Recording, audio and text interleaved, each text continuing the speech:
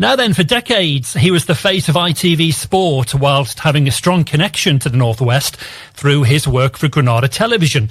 Now, though, Elton Welsby has been putting pen to paper, writing his new book, Game for a Laugh, a book recounting the fun times of football and the characters involved within the game. And I'm delighted to say that Elton joins us on the line this afternoon. Elton, it's very good to talk to you. Good afternoon, Paul. Good to talk to you as well. Good to hear that my Saturday afternoon slot on local radio is in good hands. Well, you're very kind. And, of course, listeners may not be aware that you began your broadcasting career in this very city, of course, on the now defunct Radio City. Yes, indeed. October the 21st, 1974. That was the date that Radio City first went on air. And I was doing the news bulletins then. The sports bulletins within the news output, and then moved on to commentaries pretty soon after that. Excellent. And of course, back in the day, Elton, it was all new, wasn't it? I mean, you know, when you went into radio back in the 70s, it was fun. It was a good game, and it was all brand new. Well, I think there were only two commercial radio stations open before City. Capital in London, I think. I think Piccadilly Radio in Manchester was slightly ahead of us. But yes, we regarded ourselves as pioneers, because none of us, apart from a very few, had experience of radio before. So we just had to learn how to do it on the job. There was no training. We just went in and did it and made mistakes. Of course we did. But we were all in it together. We were like a band of brothers, you know, all the guys who started way back in 1974. Excellent. Very happy memories indeed. Oh, and very much so. Yeah, absolutely. And congratulations on the book, by the way, A Game for a Laugh. It is a brilliant recollection of what some would say was the golden days of football back in the 70s and the 80s. And I just wonder as well, Elton, you know, the Premier League, it is such a serious business now. We know that money talks in football. In your view, was football more fun back in the day? I think it was.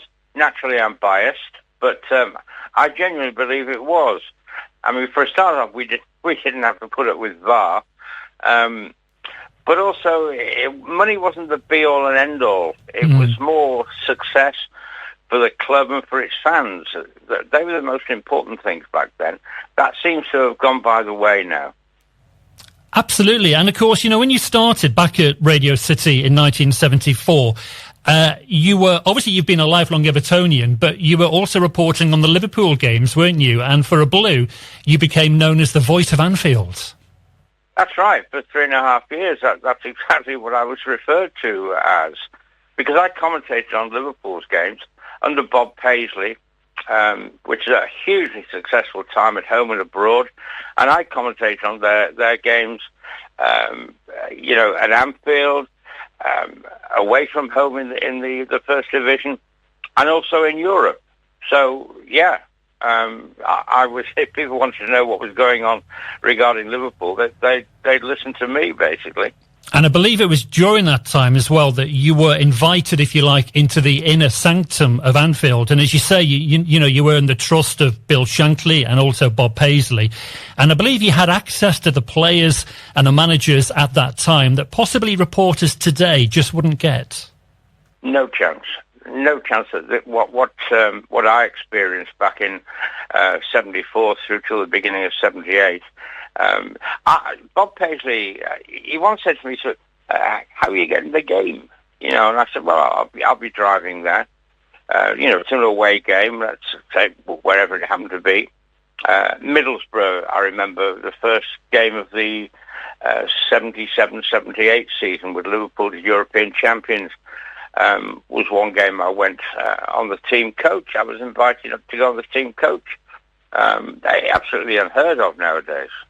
And of course, you know, you talk about this in your book as well, don't you? Because you talk about how Bill Shankly coped with a Liverpool defeat. And you also talk about some of the secrets that Bob Paisley gave you. That's correct. Well, going back to that, I mean, I've travelled on the team bus on many, many occasions. But the reason I mentioned Middlesbrough, the first game of the 77-78 season, Kenny Dalglish's first game for Liverpool, by the way, he scored. It was 1-1. And on the coach on the way back, I used to sit right at the front, Paul, you know, away from the players. That was their time, their space. Yeah. They'd have a crate of beer at the back and was laughing and joking, usually taking the mickey out of me because Everton had lost that afternoon, you know. Nothing's changed. Nothing's changed, has it, Elton? Nothing's changed. No, nothing's changed. T. McDermott, he was the main culprit. He thought it was very funny when Everton lost and would take the rise out of me accordingly. But I used to sit right at the front behind the driver. And after Bob Paisley had a chat with Joe Pagan, Ronnie Moran, Roy Evans, he'd come and sit with me. And he'd just say, what do you think? And I said, well, you know, obviously good points away from home, great debut from Kenny. But I was really impressed with Graham Souness, the Liverpool midfielder. He said, yeah, I think we'll be signing him. Excellent. And of now, course, I knew without asking that was a confidential. That was confidential information, and that I shouldn't go and blurt it out on Radio City, which I didn't. He also told me on the same journey that Ron Greenwood was going to pick the entire Liverpool side to play for England. And he gave me this story, and I said, well, can I use this one? And he said, well, I'll need to check with Ron. You know, maybe you could come and see me on Monday and we'll do it. So I went to see him on the Monday to do the interview. And I said, is it okay? He said, well, I've not spoken to Ron, but I'm sure it'll be okay. So I did this interview, and it went on all the news bulletins at Radio City for the rest of the day and through the night and the following day. And, of course, the newspapers picked up on it. I think it was the Daily Express's headline was, Ron cops the lot. But that was one of the benefits of being able to be as close as I was to the likes of Bob Paisley. And I think this is one thing that shines out, doesn't it, in your career, Elton, on radio and television, is that you have worked alongside some of the greats of the game, including someone that you had great respect for, who we lost last weekend, of course, Denis Law. Well, Dennis and I worked together at Granada for, I think it was 2 years on match time and kick-off. And then he'd appear a little later. 1991 was one that stands out in my memory. It was the European Cup Winners' Cup final in Rotterdam between Man United and Barcelona. And Dennis was over there as my sidekick. But also there as well was Jimmy Greaves.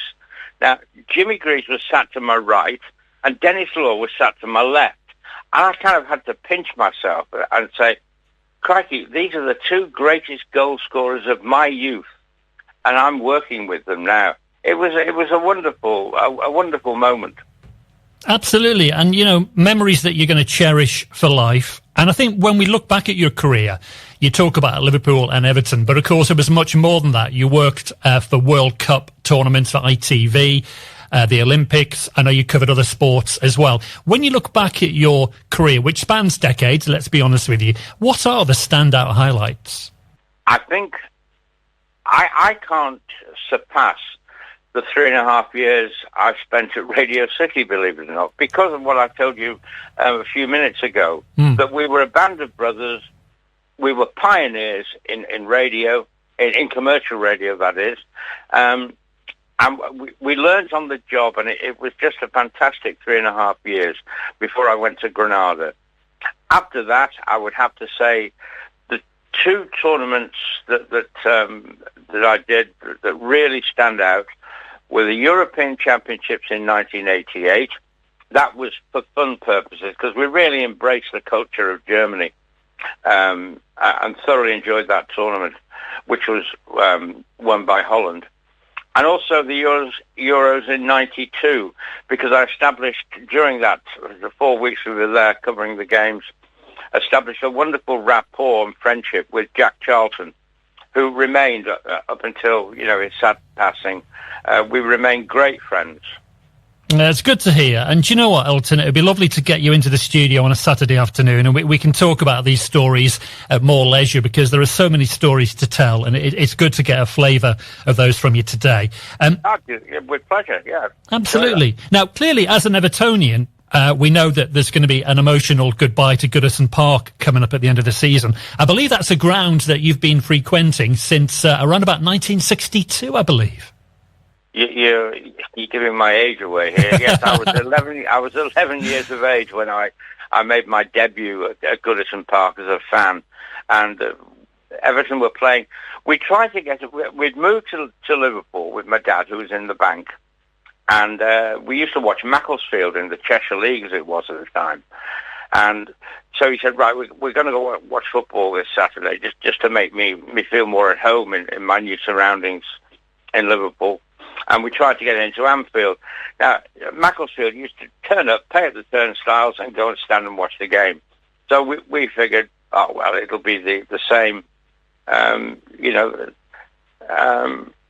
Liverpool. It wasn't. We couldn't get in. And I was, 11-year-old, stood outside, couldn't get in. I was distraught. So my dad didn't take any chances.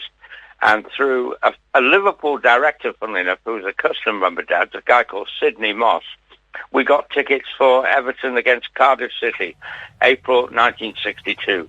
Everton won 8-3, and that was me. I was hooked. I fell in love as a footballer with Alex Young, the Golden Vision. Yeah. So I was hooked. That was me. I was an Evertonian. And of course, we know, Elton, it's not been easy, has it, being an Evertonian in recent seasons? Are you feeling more positive now about the future, with the Friedkin Group, of course, owning the club, and also David Moyes back in charge at Goodison? Yes, and I don't know whether it's come through to you yet, that Ilian Ndiaye has just scored for Everton at Brighton. I've just seen that, yes, a goal in 44 minutes. Iliman Ndiaye, who's really been one of the standout players for Everton this season. Yes, he has. He has. So, yes, but to answer your question about it, I think David Moyes is a very safe pair of hands. I think I'm pretty sure now that all the talk of relegation will soon disappear. And this, obviously, today is a great step forward, if we can hold on to it, of course. And that goal for Iliman Ndiaye from the penalty spot as well, Elton. You were saying to me off air as well, Dominic Calvert-Lewin has gone off injured after 10 minutes today. So concerns about whether that's another long-term injury, we'll have to wait and decide what the situation is there. Of course, we need to wait till he's had a scan, etc. But looking at it and going on past experience, I reckon he's out for weeks, maybe 5 weeks or something like that. Okay, we'll see. So I think it's very important that Everton get another striker in before the end of this transfer window. I think that's very, very important. Yeah, David Moyes has been talking about the possibility of bringing in some players to Goodison before the end of January, so we'll see what develops there. I have to ask, though, Elton, as a lifelong Blue, you must still admire what Arne Slot has achieved at Liverpool since he arrived last summer. Oh, it's been fantastic. I mean, to say the transition between Klopp and Arne Slot has been seamless, that wouldn't do it any favours at all, because basically he's taken this team on, got them playing much more different in midfield, not so much on the counter, but more possession football. And then when they break, they're lethal. Oh, he's done exceptionally well. In fact, in my view, and I don't hate to say it, by the way, to all Liverpool and Everton fans who are listening, I don't begrudge it at Liverpool at all. And I think you might as well give them the championship now, because I don't think anyone's going to catch them. They've just gone 3-0 up against Ipswich, by the way. Yeah, this is it, yeah. Yeah, so, I think they'll win the title and win it relatively comfortably. And you look at the goal scorers today, Dominic Szoboszlai, Mo Salah, and also Cody Gakpo with the goals for the Reds. So could be a bit of a cricket scoreline there for Liverpool this afternoon. Elton... Well, Ipswich lost 6-0 at home last week, of course. Yes. Admittedly, it was to Manchester City, the reigning champions, not for long. That's no barometer on Liverpool this season. They are capable of beating the best side as well by similar scorelines. They're a very, very good side. Very good. Excellent, and we'll keep an eye on the scoreline for the rest of the afternoon. It's been an absolute pleasure to talk to you, Elton. You've got a career to be proud of and memories to cherish by the sound of things. And just a reminder to those listening that your new book is available to buy, I believe, through Amazon, and it's called Game for a Laugh. Yes, it's exclusively through Amazon. You just click on eltonwelsby.com and you'll have it within 48 hours. Excellent. And as I say, it recounts the fun times and the characters that have made football the game that it is today. It's been an absolute pleasure, Elton, and all being well, as I say, maybe we'll try and get you in on a Saturday afternoon and we'll be able to talk maybe a little bit more at leisure. I'll look forward to it because it'll be interesting to see how local radio works. Well, this is it. Compared to the way it did over 50 years ago. Yeah, this is it. And, you know, this isn't the Radio City Tower that we're broadcasting from, but we're on the 4th floor of the penthouse suite overlooking the waterfront, and I can see the Albert Dock, and I can see the Mersey from where I am, and it's a beautiful studio that we broadcast from. So you'll have to come and have a look. Can you see Bramley Moor, Doc? Can you see the new stadium? Do you know what? Possibly. It's a little bit further along the horizon. But, you come in and have a look, and we'll show you the view that I can see from here. I will do. Excellent. Elton Welsby, pleasure to talk to you, the former ITV broadcaster. And as I say, his new book, Game for a Laugh, available to buy now through Amazon.